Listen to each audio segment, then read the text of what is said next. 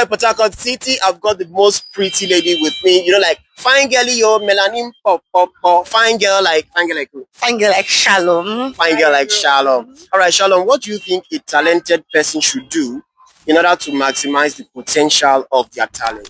So a talented person should surround him or herself with much people that see their talent and are ready to help them push for a higher height. Then as a talented person, you should learn to not procrastinate. First of all, as a talented person, I feel like your environment matters a lot. For a person that has talent, you like the Bible says, a man that hides his lamp under the bushel is actually doing himself bad and is also doing the world bad. So if you have talent and you know it's good, it's not something that is weird or awkward, put yourself out there, market yourself. Just get as you want to just find way make people notice you understand?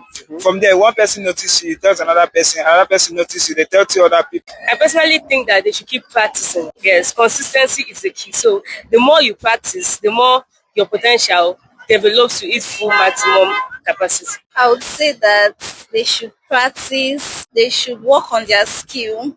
Talent alone cannot, it will give you the privilege above others, but it cannot help you. So I would just say that they should improve on their skill and work towards their talent, that particular area they are good at. You have to be disciplined. You understand? You have to apply discipline in anything you do. You have to, if you're singing, be disciplined. Go for rehearsals. You understand? Anything you do, you apply discipline. Acquire knowledge. And if you have any talent, you have to acquire more knowledge. Like you can sing, you acquire people that are ahead of you. People that have gone, like, you understand, that stars in music. You acquire things that they did to reach where they are.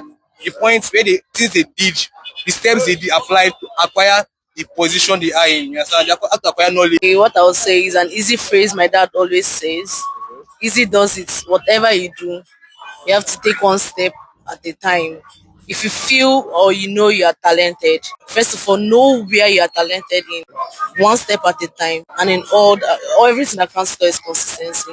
If you know you are talented in acting, you are talented in cooking, when you are taking one step at a time and you are being consistent, you definitely grow with it. You optimize your relevance in the society.